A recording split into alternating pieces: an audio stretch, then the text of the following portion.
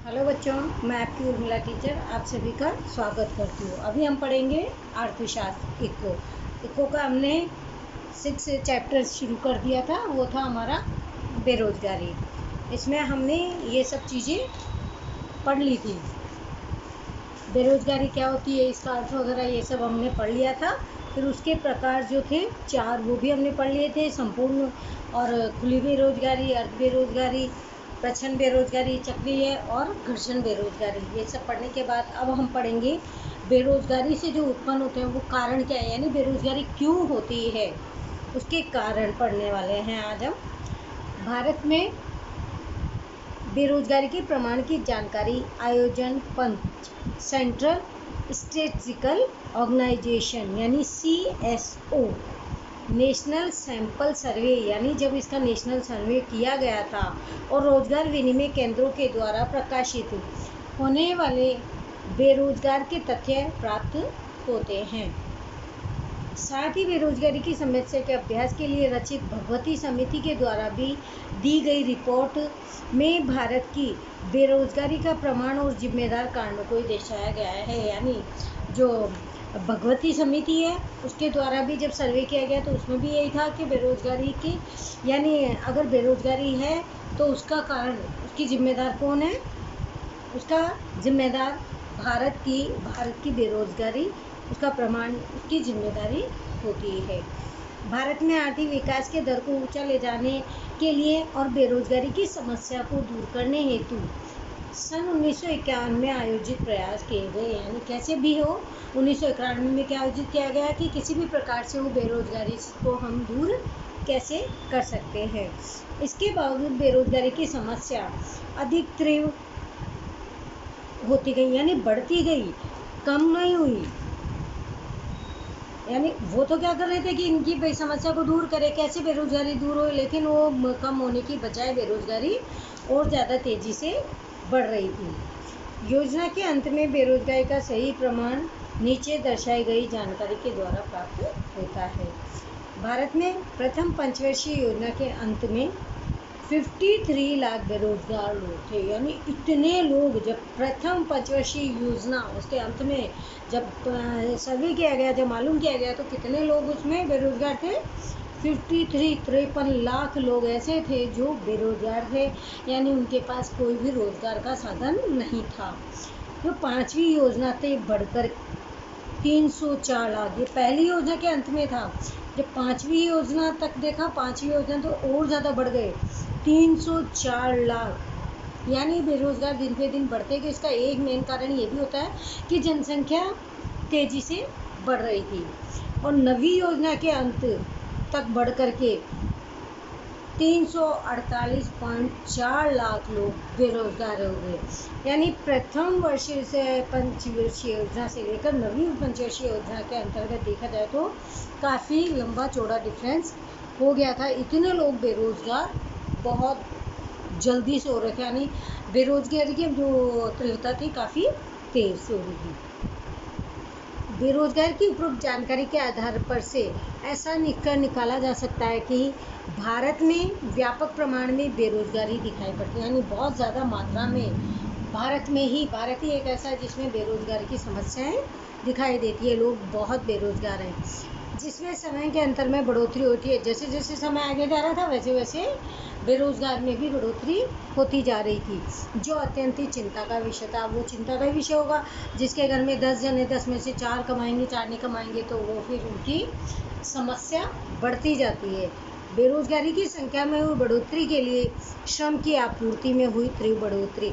यानी बेरोजगार कैसे बढ़ा कि जो व्यक्ति मेहनती जो व्यक्ति थे उन्हें पूरा श्रम नहीं मिल पा रहा था, यानी वो जो मेहनत कर रहे थे वो नहीं मिल पा रहा था।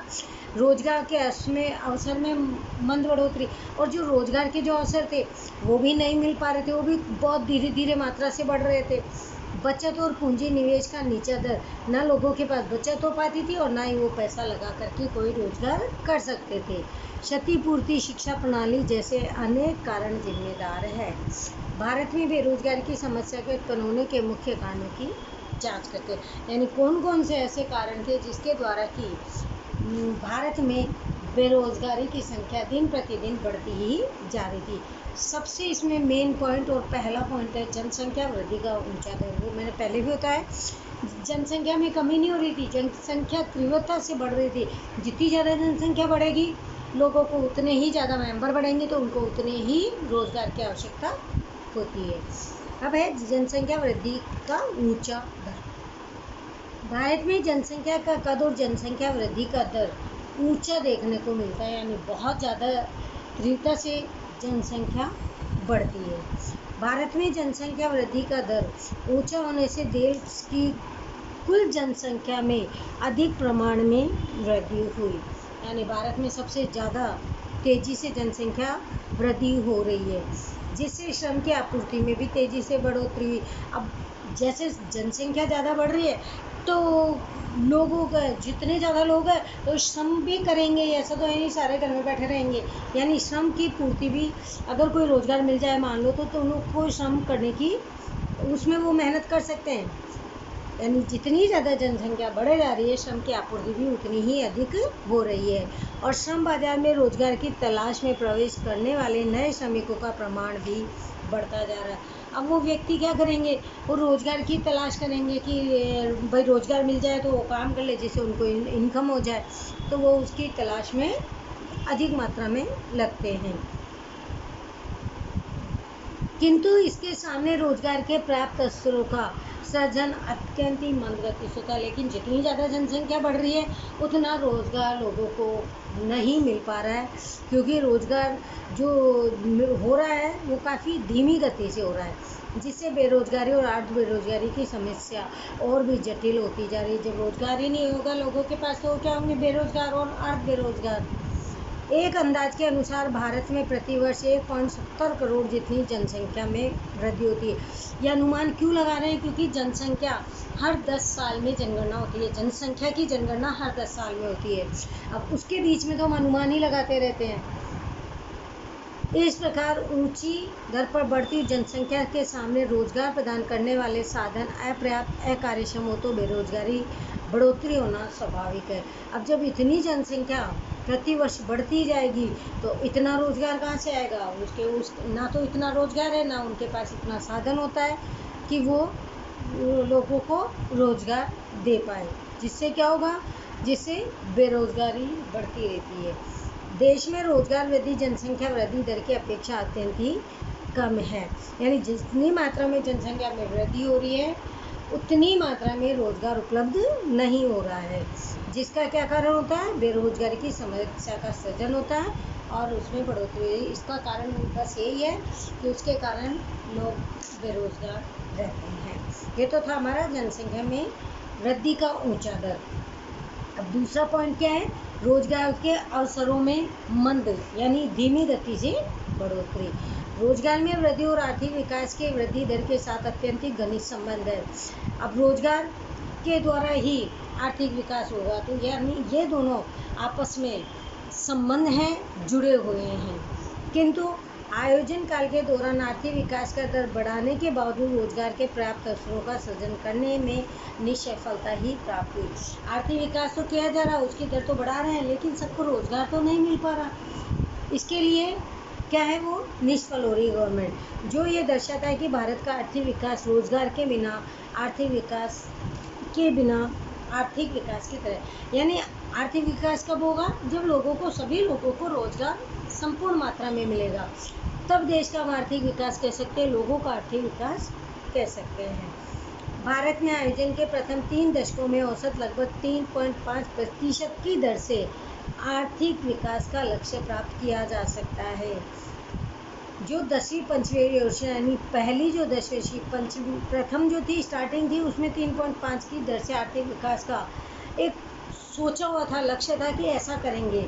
लेकिन जो 10वीं पंचवर्षीय में 7.6 और 11वीं में 7.8 होने के बावजूद भी योजना के अंत तक बेरोजगारी की दर निरंतर बढ़ती ही गई, जबकि उनका लक्ष्य क्या था, उनका लक्ष्य था कि आर्थिक विकास करेंगे, आर्थिक विकास के साथ साथ क्या होगा, लोगों का विकास भी होगा और सभी को रोजगार मिल पाएगा।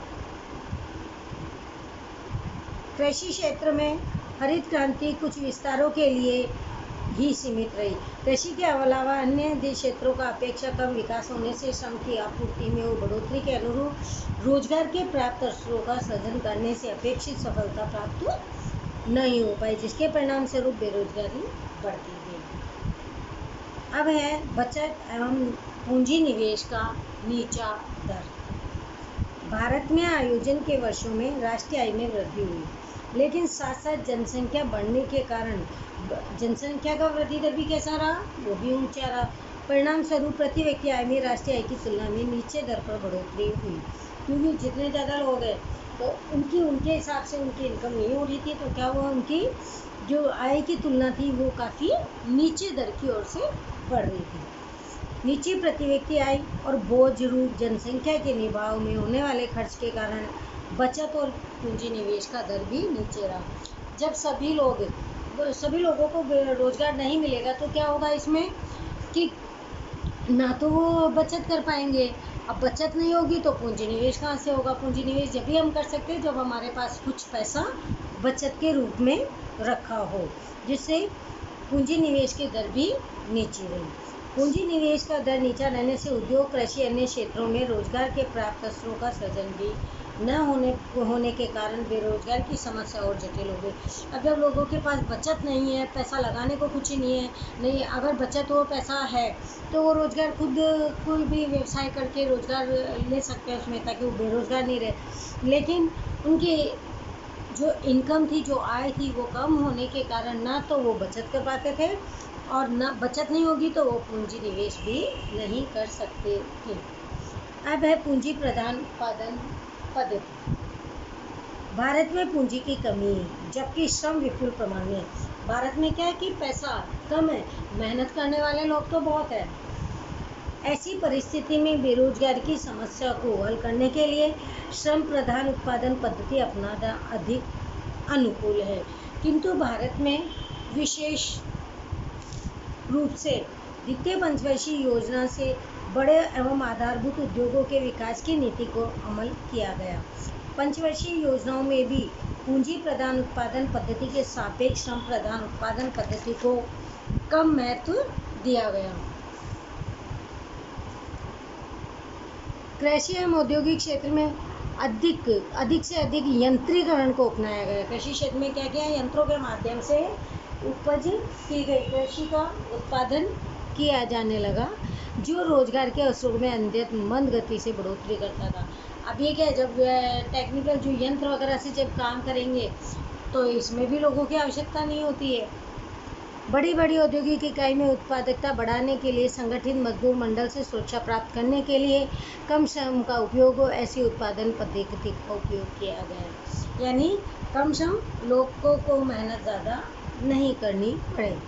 इसके अतिरिक्त रेलवे, सिंचाई, रास्ते निर्माण का राज्य के अन्य सार्वजनिक क्षेत्रों में पूंजी प्रधान उत्पादन पद्धति का उपयोग बढ़ता जा रहा है। परिणाम स्वरूप बेरोजगारी की समस्या भी अत्यंत तीव्र बनती जा रही है। आजकल क्या हो रहा है, जहाँ पे भी जैसे आप देखो मकान बनाने में हो या रोड बनाने में हो, पहले जितने लोग लगते थे आज वो सारे काम यंत्रीकरण के द्वारा हो गए, यानी मशीनों के द्वारा हो गए। अब जो लोग रहते थे वो क्या हुआ, वो बेरोजगार हो गए। इसीलिए बेरोजगारी के अभ्यास के लिए रचित वेंकटरमण समिति और भगवती समिति ने भारत में अविवेकपूर्ण ढंग से यंत्रीकरण के उपयोग का विरोध किया था। ताकि वो विरोध क्यों किया था, ताकि यंत्रों की जगह लोगों को रोजगार मिल सके और वो बेरोजगार नहीं रहे। अब है व्यावसायिक शिक्षा का नीचा स्तर। भारत में शिक्षित बेरोजगारी के प्रमाण के लिए क्षतियुक्त शिक्षा प्रणाली विशेष रूप से जिम्मेदार है। उसका कारण क्या है, क्यों जिम्मेदार है, क्योंकि जब शिक्षा दी जाती है उसी में उन्हें रोजगार की सुविधा है, किस प्रकार से रोजगार करना है ये भी उन्हें शिक्षा देनी चाहिए। देश में प्रत्येक क्षेत्र में बदलती कार्य प्रणाली के अनुरूप अपने आप को ढाल सके ऐसे श्रमिक को तैयार करने में वर्तमान शिक्षा प्रणाली संपूर्ण सफल नहीं हो पाई है। यानी जब शिक्षा प्रणाली में सभी व्यक्तियों को इतना तैयार नहीं कर पाए कि जो श्रमिक व्यवसाय के अनुसार अपने आप को तैयार कर सके। आर्थिक विकास के दर को ऊपर ले जाने के उद्देश्य से उद्योग, कृषि या अन्य क्षेत्रों में नई टेक्नोलॉजी व यंत्रीकरण को अपनाया गया। इसीलिए इस पद्धति के अनुरूप टेक्नोलॉजी का ज्ञान रखने वाले तालीम प्राप्त श्रमिकों की आवश्यकता है। यानी ऐसे व्यक्ति जिन्हें शिक्षित है, जिन्हें जानकारी होती है, वही व्यक्ति, यानी अब नई नई टेक्नोलॉजी है, अब इसकी जानकारी लेना आवश्यक है, इसके बारे में पढ़ना समझना जरूर, प्रशिक्षण लेना ज़रूरी है। अब जो व्यक्ति इनको समझ सकते हैं उन्हीं श्रमिकों की आवश्यकता होती है, और जो इन्हें के बारे में जानकारी नहीं रहते उनको उनमें काम नहीं मिलता, रोजगार नहीं मिल पाता। किंतु इसके विपरीत स्थिति वर्तमान शिक्षा प्रणाली में भी देखने को मिलती है। परिणाम स्वरूप ऐसे कुशल श्रमिक उपलब्ध ही नहीं है, क्योंकि जिनको की सारी नई टेक्नोलॉजी की जानकारी हो, क्योंकि शैक्षणिक स्तर पर व्यवसायिक दृष्टिकोण नहीं बनाया गया है। यानी शिक्षा जो दी जाती है तो उसमें व्यवसाय क्षेत्र के बारे में नहीं समझाया जाता। वर्तमान शिक्षा प्रणाली व्यक्ति के मानसिक और शारीरिक रूप से तैयार करने में विलंब और निष्फल रहा है। इसीलिए शिक्षा प्राप्त करने के बाद भी व्यक्ति स्वरोजगार प्राप्त कर सके, इतनी भी व्यवसायिक क्षमता उसमें नहीं हो सकती। व्यक्ति कितना ही पढ़ लेता है, लेकिन उसको शारीरिक रूप से अपने आप को वो इतना तैयार नहीं कर पाता है कि उसको कैसा रोजगार करना है, किस प्रकार का रोजगार करना है। और अगर उसमें ये सब व्यवसायिक क्षमता नहीं है, जानकारी नहीं है, तो क्या होगा, वो बेरोजगार का शिकार बनता है। वो रोजगार नहीं कर सकता, व्यवसाय करने की उसे को समझ नहीं होती। अब है मानव शक्ति के आयोजन का अभाव। भारत में आयोजन के वर्षों में मानव शक्ति का योग्य रूप से आयोजन नहीं हो पाया है। देश में वर्तमान समय में जिस प्रकार के श्रम की मांग होती है, जिस प्रकार की, यानी कभी किस प्रकार का काम करवाना है तो उस वैसे ही व्यक्तियों की आवश्यकता होती है। उसके संदर्भ में पर्याप्त श्रम की आपूर्ति को इस प्रकार से सशक्ति का संकुलन यानी आयोजन करने के लिए आवश्यक शिक्षा प्रणाली का निर्माण करने की आवश्यकता को महसूस नहीं किया गया। यानी जैसा काम चाहिए वैसे व्यक्तियों को तैयार नहीं किया गया, जिससे देश के आर्थिक विकास में कितना और किस प्रकार का मानव श्रम की आवश्यकता है। यानी जो भी उत्पादन जब किया जा रहा है तो मानव के द्वारा कितने मनुष्यों के द्वारा श्रम करें, ताकि श्रम के द्वारा उत्पादन किया जा सके। इसका निश्चित अंदाज लगाए बिना शिक्षा का व्याप बढ़ता जा रहा है। परिणाम स्वरूप प्रति वर्ष लाखों युवा शिक्षित होकर डिग्री प्राप्त कर रहे हैं, लेकिन उनके पास कोई काम धंधा नहीं होता। जिनके पास वर्तमान आर्थिक विकास के अनुरूप तालीम या शिक्षा के अभाव में शिक्षित होने के बावजूद बेरोजगार का शिकार हो रहे। यानी डिग्री लिए हुए बच्चे, जो पढ़े लिखे जो शिक्षित व्यक्ति हैं, उन्हें भी उनके अनुसार काम नहीं मिल पा रहा। कारण कि उन्होंने डिग्री तो ले ली, लेकिन उन्हें ये नहीं बताया गया कि व्यवसायिक क्षेत्र में उन्हें कोई जानकारी नहीं दी जाती है, जिससे वो केवल जो शिक्षित होने के बावजूद भी वो बेरोजगार होते हैं। मानव शक्ति के योग्य संकलन के अभाव की स्थिति को दर्शाता है। कई परिस्थितियों में रोजगार या विकास अपर्याप्त अवसर के कारण उच्च योग्यता व तालीम प्राप्त डॉक्टर और इंजीनियरों को योग्य काम न होने के कारण वे विदेश में चले जाते हैं। ब्रिटिश शासनकाल के दौरान सोने की एक तरफी प्रवाह यानी ड्रेन ऑफ गोल्ड भारत में से ब्रिटेन की ओर देखा गया। ठीक उसी प्रकार वर्तमान में शिक्षा रूपी धन का एक तरफा प्रवाह ड्रेन और भारत से विदेश की ओर दिखाई पड़ता है। क्योंकि यहाँ पे पढ़ते तो यहाँ पे शिक्षा यहाँ लेते हैं बच्चे, लेकिन यहाँ पर क्या होता है, उनको उनके अनुसार डिग्री के अनुसार जब जॉब नहीं मिलती, काम नहीं मिलता, तो वो क्या करते हैं, विदेशों से जब कंपनियाँ उनको बुलाती है तो वो बच्चे वहाँ पर चले जाते हैं। और यहाँ पर अगर उन्हें यहाँ पर अपने भारत में ही रह कर के अच्छे रोजगार, अच्छा काम मिले तो उन्हें वहाँ जाने की आवश्यकता ही नहीं होगी। अब है सार्वजनिक क्षेत्र की अकार्य क्षमता। स्वतंत्रता के बाद भारत में निजी क्षेत्र की अपेक्षा सार्वजनिक क्षेत्र के विकास को महत्व दिया गया। सार्वजनिक यानी संपूर्ण सरकारी और सभी का।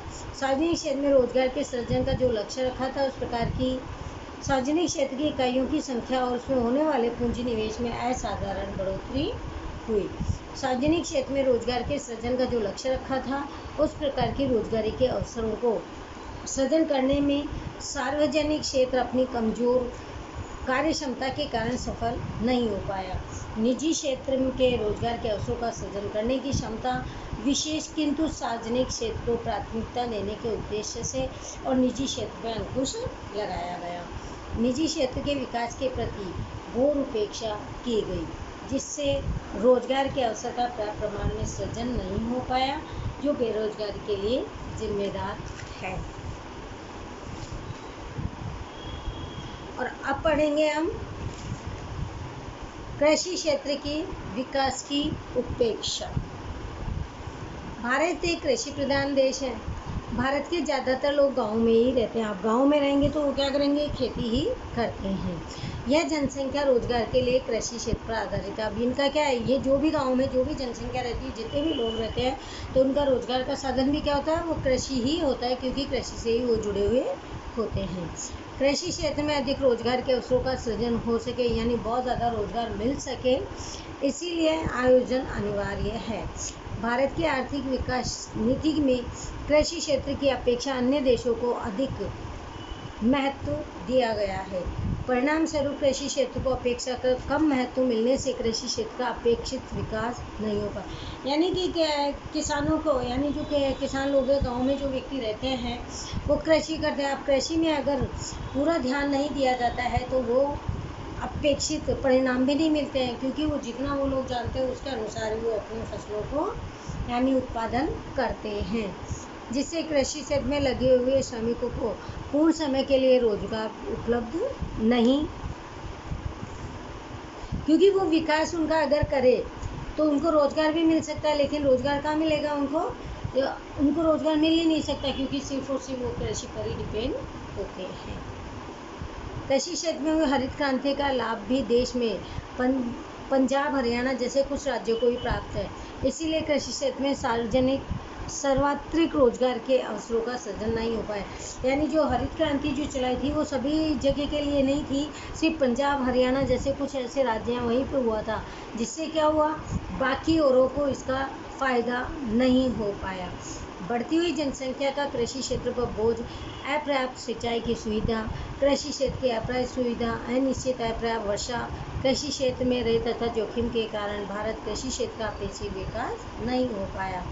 अब सबसे ज़्यादा इसमें जो क्या रहता है कि अच्छी फसल करने के लिए अच्छे बीजों का, खाद का, पानी का, इनका होना आवश्यक है, जो उनको पूरी सुविधाएं प्राप्त नहीं हो पाती है।